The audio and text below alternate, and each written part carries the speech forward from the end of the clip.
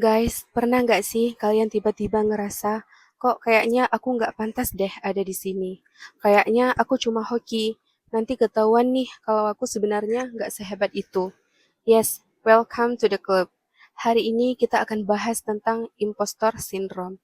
Si masalah yang bikin kita overthinking, insecure, dan ngerasa nggak pernah cukup. Bahkan ketika kita udah berusaha habis-habisan.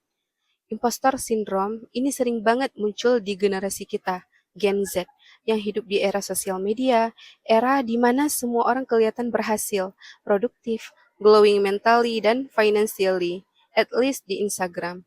Tapi di balik itu, banyak banget orang yang diam-diam ngerasa minder, takut gagal, takut dianggap nggak kompeten, bahkan orang yang kelihatannya paling keren pun sering struggle sama hal ini. Jadi, kalau kamu ngerasa begitu, kamu nggak sendirian sama sekali. Jadi, apa itu impostor syndrome? Impostor syndrome itu adalah kondisi ketika seseorang merasa nggak pantas sama pencapaiannya sendiri. Kayak ngerasa, aku cuma beruntung, itu bukan skill aku. Orang lain aja yang baik, aku nggak sepintar yang mereka kira. Padahal, ini yang sadis.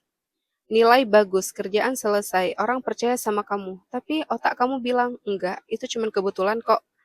Impostor itu bukan karena kamu nggak mampu, tapi karena otak kamu ngeblur semua validasi dan ngezoom semua kekurangan. Kenapa kita sering ngerasa nggak cukup? Satu, karena kita dibandingkan seumur hidup. Budaya kita tuh kadang suka bilang, masa gitu aja nggak bisa? Coba lihat si A, lebih bla bla bla. Kebiasaan dibandingkan bikin kita ngerasa apapun yang kita lakukan tuh kurang. Yang kedua, sosial media efek. Di TikTok dan Instagram, semua orang kelihatan perfect.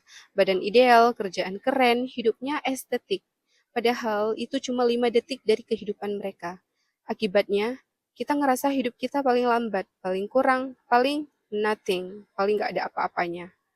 Yang ketiga, kita nggak pernah ngelihat proses kita sendiri. Kita nyoba fokus ke, aku belum bisa ini, aku nggak sebagus dia. Padahal, hal-hal kecil kayak kamu tetap bertahan, belajar pelan-pelan, ngembangin diri, itu sebuah pencapaian juga. Tapi kita nggak pernah ngehitungnya. Yang keempat, karena standar kita terlalu tinggi. Kita sering bikin standar hidup yang unrealistik. Harus selalu produktif, harus pinter, harus serba bisa, harus perfect. Padahal manusia tuh nggak diciptakan buat flawless. Yang kelima, takut mengecewakan orang. Kadang kita sukses, tapi takut banget salah langkah. Takut ngecewain orang yang percaya sama kita.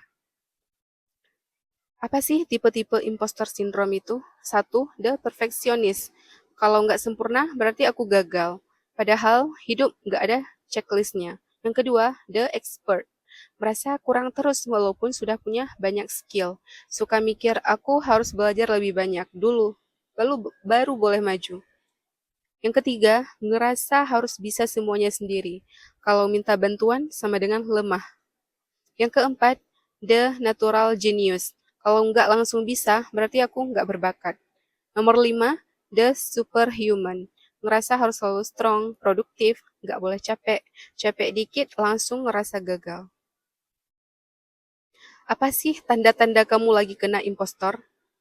Tanda-tandanya adalah kamu sering mikir sukses kamu itu cuma beruntung.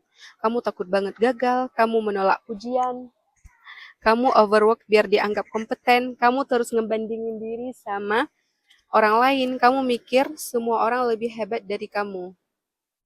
Cara mengatasinya adalah satu, validasi usaha kamu. Bukan bakat doang yang bikin kamu dapat sesuatu, tapi kerja keras kamu. Tulis progres kamu kecil pun nggak apa-apa. Yang kedua, belajar bilang thank you saat dipuji. Nomor, bukan kok, biasa aja. Coba ganti, thank you, aku udah berusaha. Nomor 3, stop bandingin chapter kamu dengan chapter 20 orang lain. Kita nggak start dari tempat yang sama, yang kamu lihat itu highlight, bukan struggle. Yang keempat, terima kalau kamu nggak harus tahu semuanya. It's okay to be a beginner, it's okay to ask for help, it's okay to learn slow. Yang kelima, ubah self-talk. Dari aku takut gagal ke gagal itu bagian dari proses. Dari kayaknya aku cuma hoki deh ke aku punya kontribusi nyata. Yang keenam, kelilingi diri kamu oleh orang-orang yang suportif.